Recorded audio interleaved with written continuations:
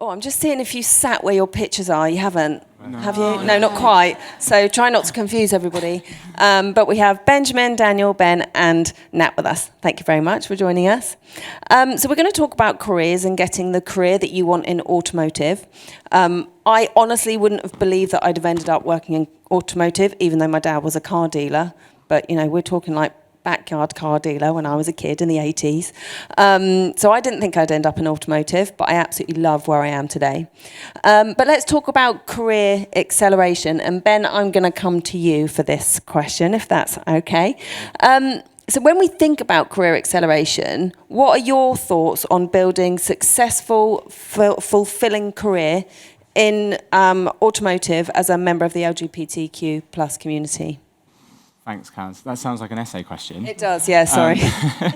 I think it's important first to recognise what does success mean. So I think Steph touched on it really well. Success isn't a title. You don't get to director level and all of a sudden you're successful in your career. I think it comes down to that contentment in terms of, I think, turning up every day, doing a job you love, not having those like Sunday scaries, not dreading that Monday morning meeting. That defines really what success is, I think, for anyone, for any career, for any demographic. When we then look at that kind of LGBTQ plus lens, it's really about showing up authentically. I think that's super, super important. The problem we have with that is actually I can turn up authentically to any job I've ever had, and I have. I worked for Marks & Spencer's for 6 years, was this little gay 18-year-old prancing around the shop floors. I've been an estate agent as well. I then went to university, and I'm now here at Carwow. Every single job I've had, I've turned up authentically as myself. But the culture of the business has to match that authenticity back to you as well. And I think that's the key to enabling career success for LGBT people. And it's increasingly important. We're seeing that at Carwow. So we have a whopping 8% of the Carwow population globally identifies as LGBTQ+, which is fantastic. It's a stat we're really proud of. It is roughly double the 2023 ONS census. So we're really proud of the inclusivity that people like Becky, our people leader, have created fantastic policies and everyone's feeling really welcome at Carwow. But when you delve a level deeper within that data, 71% of those LGBTQ+ people occupy junior roles. So as a society, we've done a really great job at kind of building societal inclusivity. Reading Pride's doing a great job at sort of that wider societal piece. We need to now start enabling those junior roles within Carwow to come up and come through the ranks and have whatever they term to be their own successful career.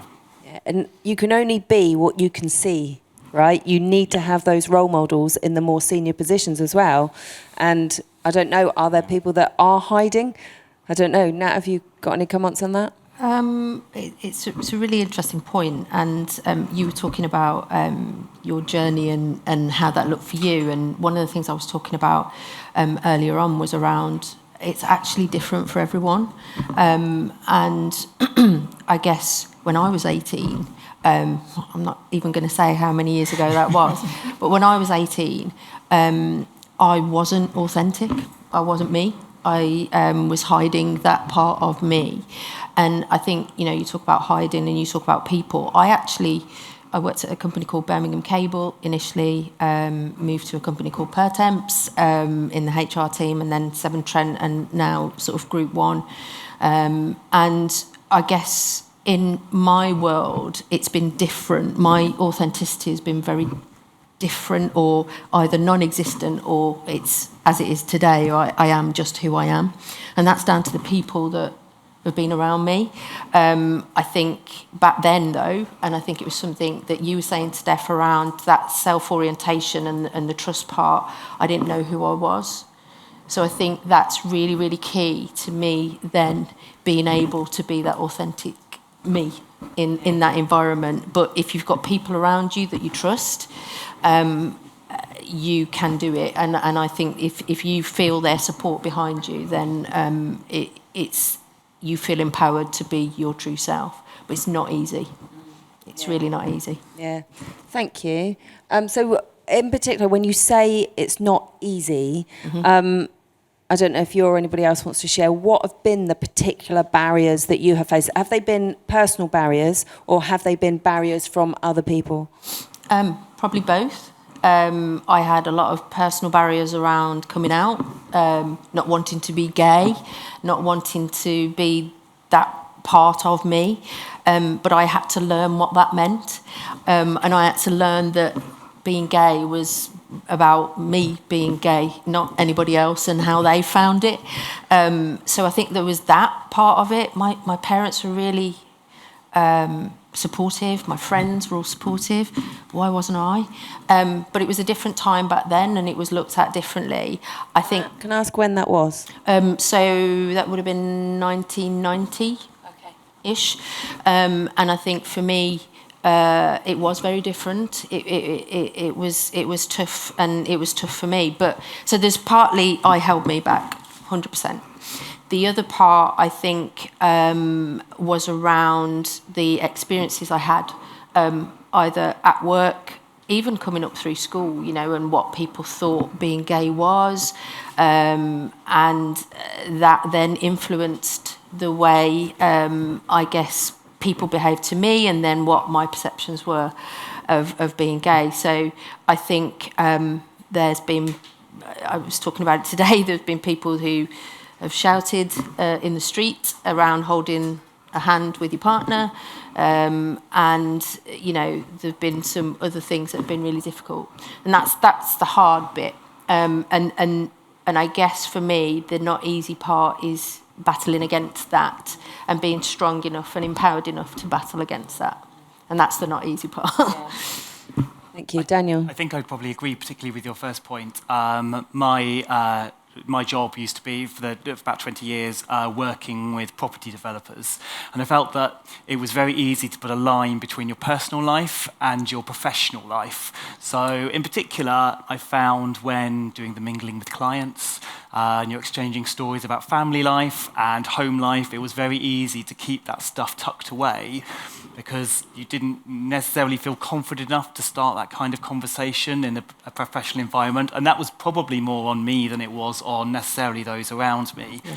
And I think as you get older, you kind of care a little less about what other people think. And I think there is a lot of being more senior in a business is passing that learning on sooner, that actually the barriers are often the internal ones rather than ones that anyone else is setting for you.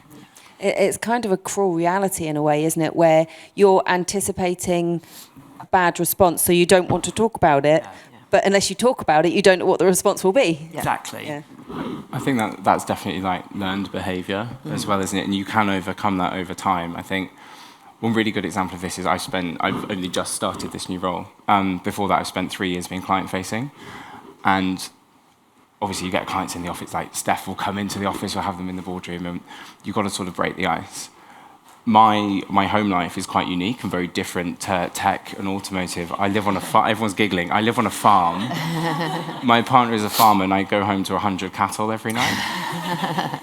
My senior leaders within my team and everything will sit down, we'll have our clients in, and they'll go, "You'll never guess what Ben does." And we'll go through this whole rigmarole of farming and everything else. But in that moment, I have to tell everyone about my personal life. Yeah. And that, for me, the first few times, I was like, "Oh, how are they going to take this?"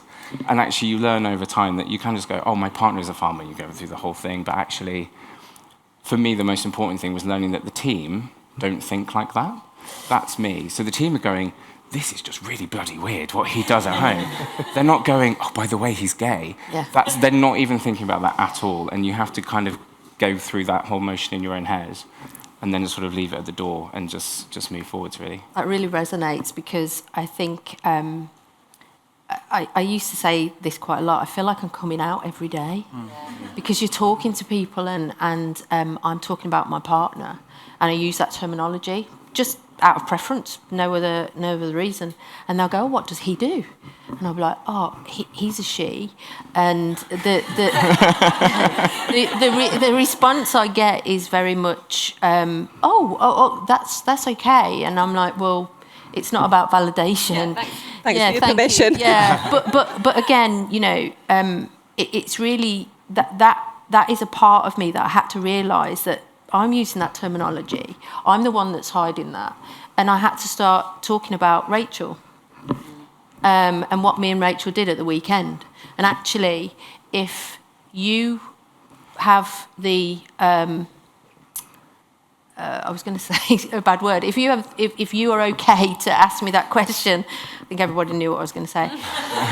if you feel that you're brave enough to ask me that question, then I'll tell you, and I'll say that she's my partner and I'm in a same-sex relationship.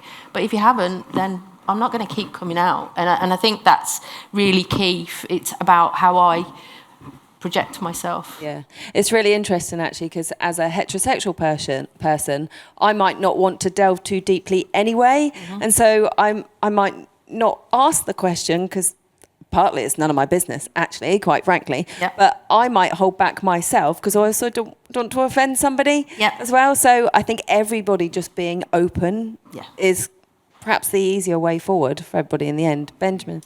Yeah, I think we were talking about it earlier, weren't we? So I think when you come out, you don't just come out once. It's not just like a single event where then everyone knows. Big party. Yeah.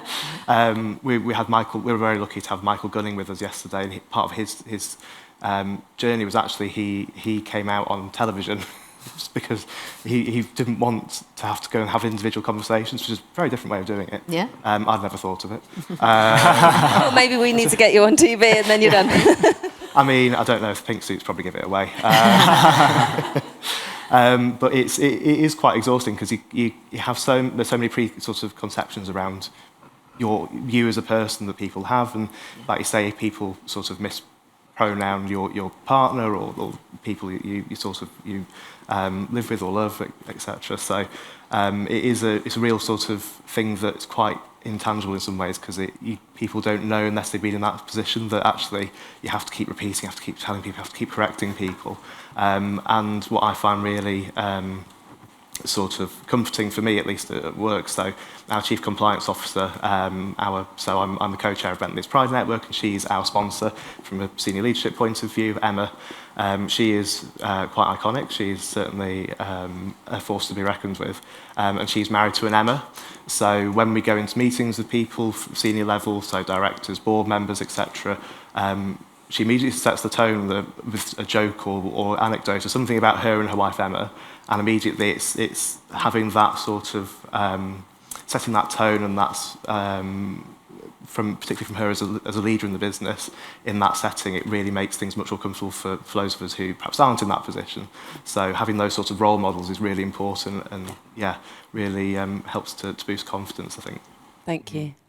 I was just going to say, I think role models are really, really important. I think we obviously have a problem that we don't actually have many senior automotive role models within automotive that we can think, oh, yeah, that brand is being led by somebody of a certain characteristic. And in that absence, I think you need to look elsewhere for your role models. And actually, a role model doesn't need to be a senior person in terms of an org chart. You can take qualities from everybody who works around you. I think that's really, really key as well. So, like, Ellen in the room is really good at spotting a commercial opportunity, and I want to take a little bit of that. Millie's really good at building client relationships, and take a little bit of these and treat role models a bit like a pick and mix. And take a little bit of everybody and then take that forward, and that can become who you are, and hopefully then you become a role model to somebody else. And then you can pass that down essentially as well. I love the pick and mix analogy. I might steal that. That's really interesting viewpoint for all of us to consider, I think, and it leads really nicely onto advocacy. So I'd like to talk about how you do actually advocate for yourself in difficult situations actually at work. So you said about senior leaders setting the tone. What situations have you had where you've had to, overcome something a bit more challenging, or in terms of progressing your career, where you've really had to advocate for yourself? So I think working at Bentley, it's somewhere I never saw myself. I'm not necessarily an automotive person, came from outside the industry. When I started my apprenticeship, I was working for probation service. I was actually working in criminal justice, so very different in some ways to what I'm doing now. But certainly somewhere I never thought I'd see myself being. And when we don't have much representation in terms of people who are certainly out and visible. We've got few people in senior positions who are very visible, and for us is still quite a hierarchical organisation. I think automotive in general is. It means quite a lot to see those people in those positions who are quite they're successful and they're doing well in what they do. And I think sometimes it's not so much the barriers that other people put before you, it's the barriers that you put there yourself. Some of the doubts that you have over yourself, over whether you fit in, whether you'll do well in your career. So that's partly what put me off. So when I joined Bentley, I saw the job advert come up 3 times before I actually applied, because I thought it's going to be straight white men, certain age, cufflinks, shirts. It's not going to be me. And then the 3rd time it came up, I thought, well, I'll have a look. I'll be a bit inquisitive. It's a cool brand. And then the more I started to find out about the business, about our values, about the people, actually then start to fall in love with Bentley. And then from there, that's been sort of, where I've been really happy over the last 4.5 years, because I feel like it's somewhere that has values, is really wanting to transform and change itself from being the really traditional automotive, very much, like I said, shirts, cufflinks and all that, to one that's quite progressive. And actually the shift I've seen in the last 4.5 years has been immense, since we started setting up our colleague networks and started that journey in terms of trying to make people feel that they belong at Bentley. That's a big thing for us. So I think in terms of coming over those barriers, I think when I go into meetings and things and I'm the only person, or certainly the only male who's wearing a pink suit, sometimes I've got that voice in the back of my head that tells me I don't fit here. But actually you have to just be there, be your authentic self, like you say. And actually you start to feel actually you do belong. There's no reason for the colour of your suit to define who you are, to define your sort of success in your career. I like pink, it's my favourite colour. It's what I like to wear, so why should I not? And I think it's some of, like I said, it's some of those things that you put into your head that you sort of tell yourself, like those nagging thoughts and things that probably, at least for me, some of the biggest challenges you have, and it's overcoming yourself as much as it is overcoming sort of some of the barriers that are, other people put before you. Yeah, it's that devil of imposter syndrome, isn't it? Right? And I loved what you were saying there, and it just brings the phrase to me, be who you are. You're the only person who can be who you are. Everyone else is already taken. I don't want to be someone else. You should just be yourself. Nat? And just sort of moving on from what you're saying, it's very much around and again, I was talking about this earlier, but the intention of the individual that you're talking to. There's been some not great comments that people have made in the past, and I guess I've had to stand there and think, okay, is this person meaning to say something that is going to hurt me, or is actually trying to be negative about who I am and where I'm from? And in the main, it's a no. It's about education. It's about helping people understand. That's can be tough to step into, and some of those conversations I've had, I've almost felt a little bit uncomfortable, but I think you've got to be comfortable with being uncomfortable in order to help people learn. And some of that, I guess, is what we need to be brave at, and it's braveness that's going to help you and help others, I guess. So question then, how can allies do more? Well, what can they do, and what can they do more of, I guess? I think you raised it in your initial question, which was advocacy. Kind of like, it's standing up. It's not just fighting your own fights, but fighting fights on behalf of other people as well. It's not replacing the voices, particularly when it comes to allies, replacing the voices of the community, but it's about amplifying them and making sure that they're heard and they're in the room at the time that these discussions are had.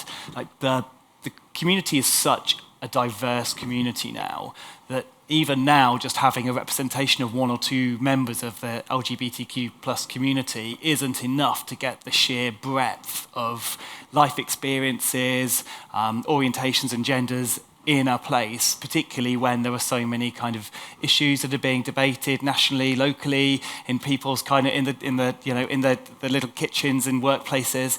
This is a really important time for allies to step forward in places where those members of the community aren't there at the moment. Yep. I think as well, in terms of that advocacy piece and sort of that personal drive for somebody to be an ally, there's a level of business infrastructure that can also be an ally in itself. So to give an example, we have deliberately vague company policies when it comes to the people team, and that's a deliberate act designed by the people team to ensure that whether it's a parental leave policy or a life event, whether it's menopause or transitioning or, I don't know, a child with a disability or something like that, the policies are completely vague to allow for all of those situations, all of that breadth of life. And that enables you to know you can walk into that business and you can be yourself, and regardless of what circumstances you're under, whether you're LGBTQ+, or you're a carer, or you're elderly, or going through the menopause, or any different thing that we're all going through. I think that's really important, and that really sets the foundation then that allows people to be personally like advocates and allies for a variety of different groups and demographics. I think for me as well, as an ally, it's always trying to be as open as possible and learning and educating myself. And if I'm not afraid of asking a question, because the only way I'm going to know is if I ask a question around a topic. You know, I wouldn't want to offend somebody purposefully. Yeah. So, you know, asking a question I think is really important education. And I think it's that sort of humility you should have yourself about, I don't understand every topic around inclusion and diversity, and what I need to do, just exactly as you said, is ask those questions. And I think that's where we need to realise that I know I don't know everything about the LGBTQ+ community, and I don't think I ever will. But and some of it confuses me, some of it I absolutely can identify with, but that's just because we're human. And I think if we can accept that, why would we hold somebody to account over not understanding something? So I think allies, you know, go easy on yourself as well, because you're not always going to know, but asking is the key. Yeah. Thank you. So coming to our final question topic, how can we all, and how have you seen people being lifted up through their careers within the community? It's a good question. It's a very good question. Shall I kick us off? Yeah. I think Steph made a really good point around personal brand, and you have to own your personal brand. Your brand doesn't have to have rainbows on it. You can be good at just being your job and happen to be LGBTQ+. And it's building a network above you and managing upwards and ensuring that you can give the people the ammunition so that if there is a conversation around an opportunity, they're going, this person's brilliant because of X, Y, Z, and you do it that way. I think there isn't a specific gay way to advocate for your own career, sadly. If there was, I would do it. But you've got to back yourself, and you've got to have that confidence, and also understand that you get to a level of your career where there's a lot of conflict, and that's inherent to growth and growing a business. And we're a scale-up at Carwow, so we're desperately trying to grow all the time. And that comes with conflict. You need to understand that conflict isn't a reflection of you and your internalizations around how you perceive your characteristics or your sexual orientation or your gender identity. It's around the job. So you just kind of got to put that to one side and do the job, be good at the job, and build your brand around that element. And if you want to put some sprinkles on it or a rainbow or some glitter, then absolutely go ahead. But that's very much an embellishment and not because of your career. That's a great answer. Thank you, Ben. Benjamin?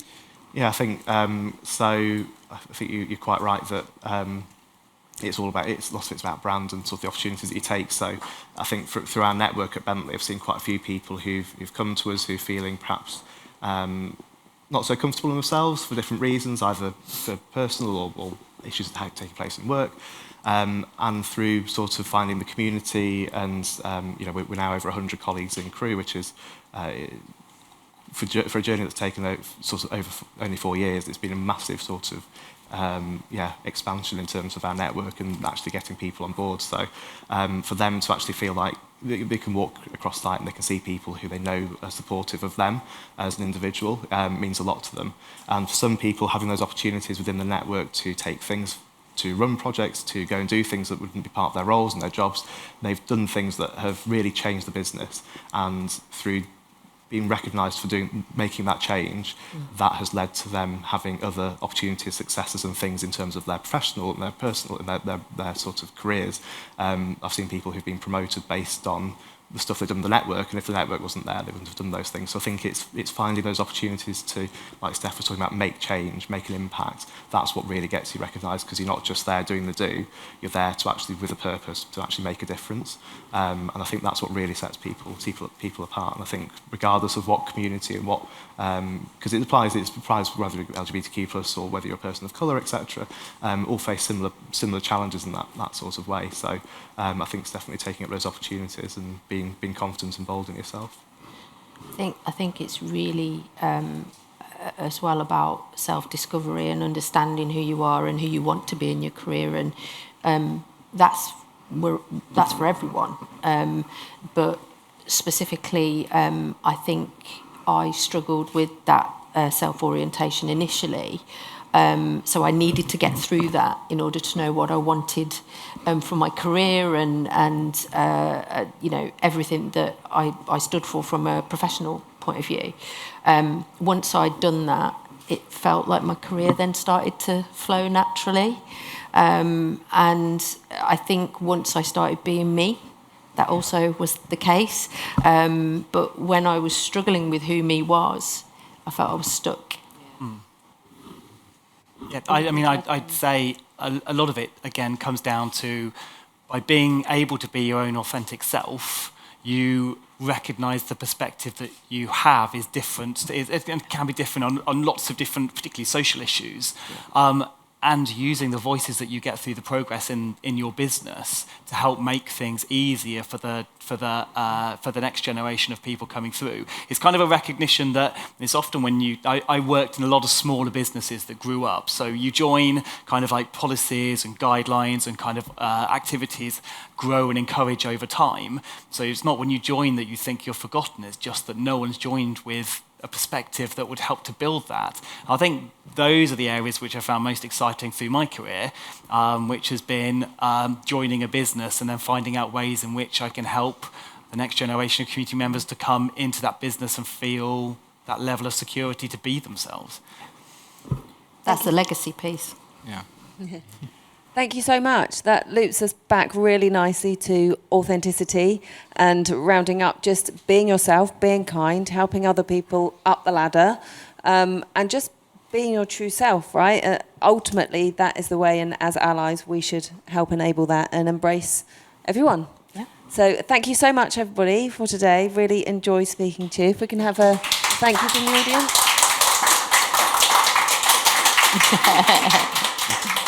Thank you very much. Thank you, everybody. Thank you. Have we got any questions in the room? Okay, so Steph, great presentation. Do you think your early years helped shape the values you hold today, or were those values more influenced by your professional life? I would say a bit of both. I would say my dad and parents definitely instilled a lot of core values. I think that was probably pretty prevalent in the presentation. Although I had a lot of opportunity, I had to work very hard to get the things that I wanted if it was the latest gadget or trend, which was maybe different to some of my peers at school. So I would say yes, but I would say a lot of me understanding who I am and what values I instill in a team and how I lead has definitely come over time. And I would say maybe been shaped by seeing leaders not do it how I felt was the right way to do it. And that comes down to that humanity piece, particularly when you're in a fast-paced organization, people tend to get left behind. So I would say it's probably a blend of the two. Thank you. Has anybody here come out in the workplace and received an unexpected reaction? I'll share. There's two that I can really remember. That there's one that I talked about where the person said to me, what does he do? I said she, and we went through that, and then he said, you can't blame me because you don't look gay. And it was like a backhanded type of compliment that said, well, actually, you know, I was supposed to be grateful that I didn't look gay. So again, in that moment, I was a little bit like, What does gay look like? that's what I said. No, but that is exactly what I said. So I again, this person needs help, so let's try and learn through that. And I asked that question, what does gay look like? And we had a conversation about it.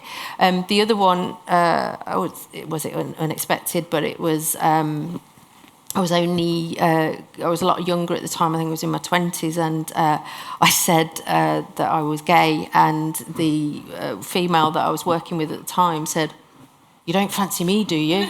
And I was like, "Yeah, no. Really, definitely not. Not my type, and certainly not now." But I guess some of those things do happen, and you do have that kind of reaction. But it's about being, I guess, understanding about that person's ignorance, I guess.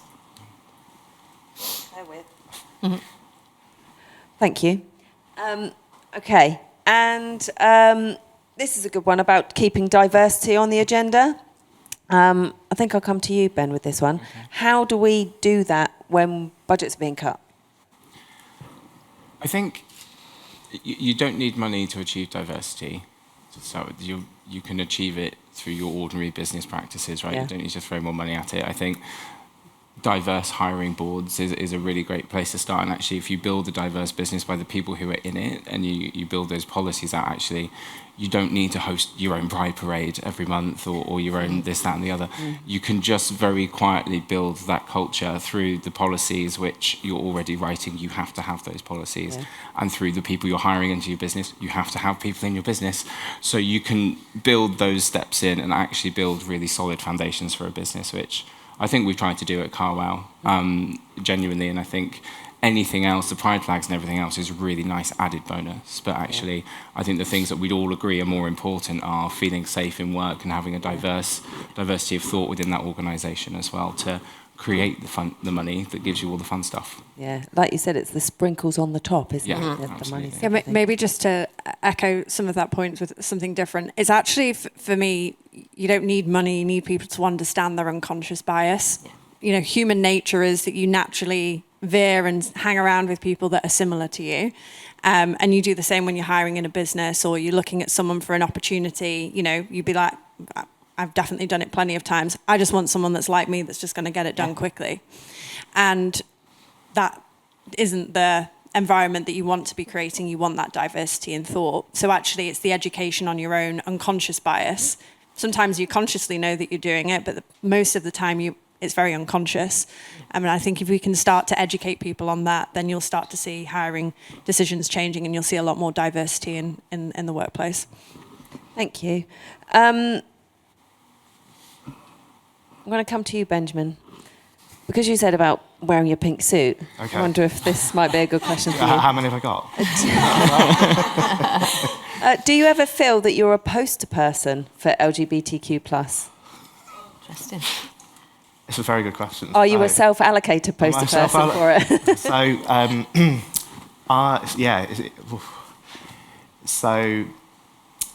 I wouldn't necessarily say I am. I guess it depends how you define poster person. So I try to be my authentic self, so that involves wearing pink suits, my favourite colour, etc. And I will walk through areas of the business, manufacturing. I walk down the production line where things are a little more different. It's a bit more traditional. It's a different environment on the production line. And whilst, again, we're making good progress down there, there are still, I hear things down there that just aren't appropriate. So I will go down there after hearing of something and I walk through that area and just to make a stance that we're here, we're not going anywhere. So so that's one form. And the other form, so I think my fellow co-chair, Tom, he is one of my biggest role models. I call him my older brother. Not that he appreciates that. But he's a massive source of inspiration for me. And he, through sort of being the trailblazer in terms of setting up the networks at Bentley and being the real pioneer and getting us to sort of start our DEIB. Belonging is a big thing for us at Bentley, so it's DEIB. he has been on interviews, he's been on all sorts of different things internally and externally. It got to the point where a couple of years ago, we had some lamppost banners put up along the main road that goes through the site that had his face on them because it was him marching in the Pride Parade, because it was part of for Pride Month, and we had these banners put up on the lamppost, and he was absolutely mortified because he thought, it's not about me, it's not about me. It's quite interesting now because he now, and I'm hoping he won't mind me saying this, he really resists speaking on panels anywhere because he feels like the attention's on him. So it's why I get rolled out instead. Sorry about that. But it's really interesting when you think about that. Actually, he now feels really conscious about the attention that he gets, and we have those conversations to say, actually, no, you have every right to be up there because he is an inspiring person. There's no one better to be that representative for the community than him. So it's quite interesting to start thinking about like sort of those poster models or role, representatives, and But I think everyone is in some way or other, as long as they're authentic selves. I think that's the main thing. Yeah, I think you're right. Thank you. And we've got time for just one more question. So Daniel, I'm going to come to you with this one, if that's okay. What do you think companies need to do to increase their representation of LGBTQ plus employees? And do you have any suggestions based on the companies that you've worked with? What's worked well? I think it goes back to what I said earlier about making sure that we are a very diverse community. I know we've talked about allies, and sometimes I think we talk about allies as being a separate group, as in you're either LGBTQI, but actually, so I identify with the G part, I'm a gay man, but I'm an ally to every other part of the community. And I think that's the role that we've really got to recognise, because I think there are so many elements of the community that we need to increase the presence of, the diversity of, the voices of through businesses. I think, again, it's about making sure that people are in the room when those decisions are made. We found mentorship really helpful, in particular, across the business. And I guess that's not necessarily just an LGBTQ plus community. It's about swapping information between generations, between different parts of the business, between different parts of the organisations that I've worked in. That's always helped give people, that confidence to give their point of view. And that is the bit that I think is really going to help increase diversity, is the recognition that we're all allies and we all need to speak those voices, but secondly, that we all have an investment in making sure the next generation of people have a stronger voice than we had at that stage. You've summed that up beautifully. You should do this more often. Thank you very much. I think we've come to the end of our panel discussion today. Really enjoyed speaking to all of you and having your viewpoints. So thank you very much.